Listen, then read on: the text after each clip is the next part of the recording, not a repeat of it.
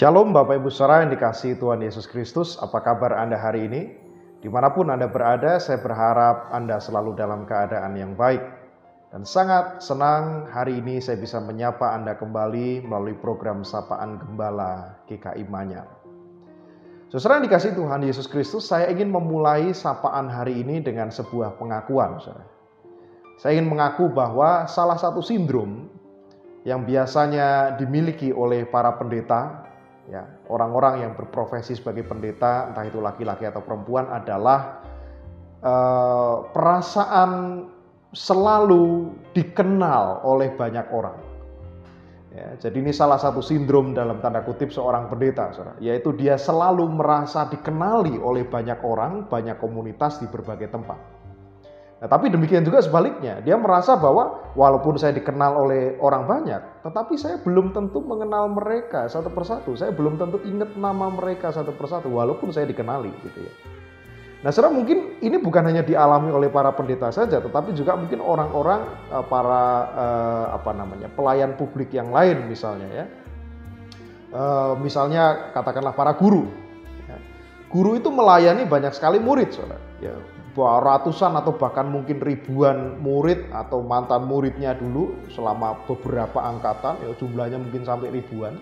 Dan ribuan orang itu pasti mengenal dan mengingat gurunya, tetapi belum tentu seorang guru mengingat satu persatu murid-muridnya. Ya, atau para pejabat publik, pelayan publik yang lain, atau para seniman, atau para artis, ya, atau selebritis. Saya kira mereka juga punya dalam tanda kutip sindrom yang mirip-mirip. Selalu merasa dikenal oleh banyak orang, oleh banyak komunitas, tetapi pada saat yang sama dia belum tentu mengenal orang-orang itu satu persatu. Ya, dia tidak mengenal orang-orang yang mengenal dia satu persatu.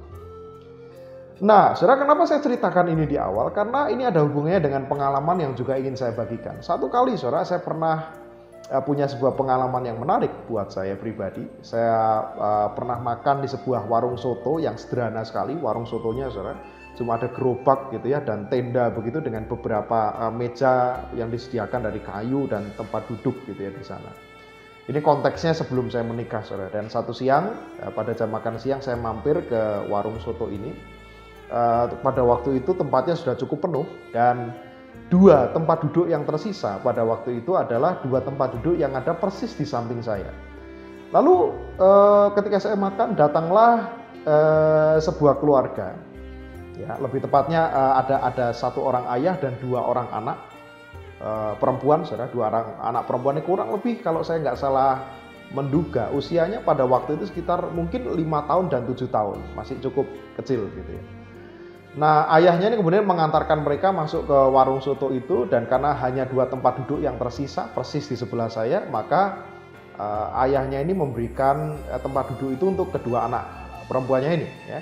Dan ayahnya mengatakan, ayo kamu duduk dulu deh di sana, nanti papa berdiri dulu di sini ya, sembari menunggu yang lain selesai makan. Nah, lalu yang menarik, dua anak perempuan ini kemudian berebut, saudara.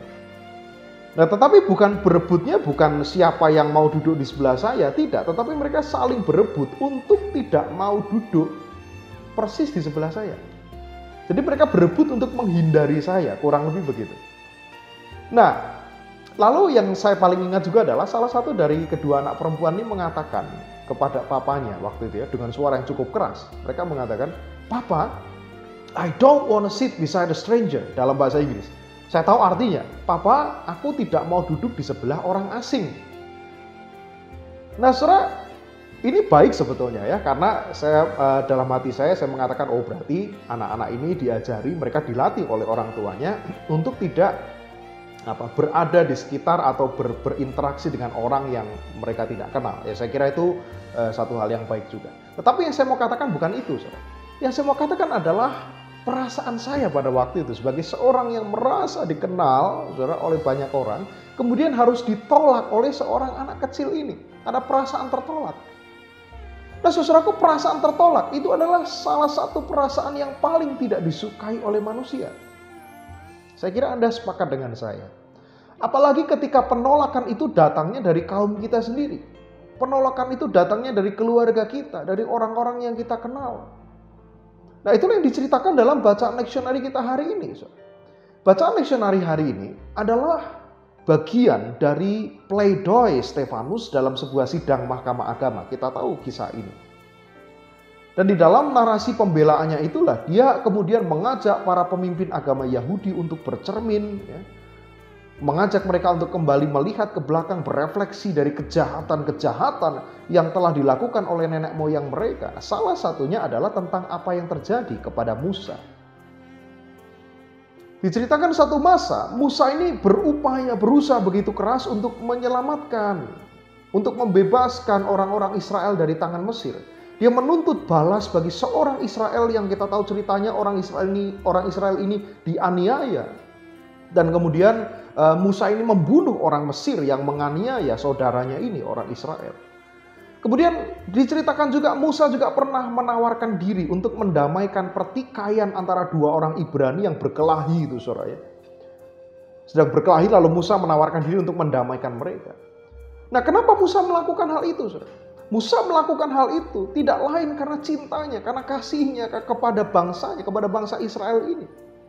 Tetapi apa yang terjadi, saudara? Dikatakan orang Israel yang berbuat salah kepada temannya itu malah menolak Musa.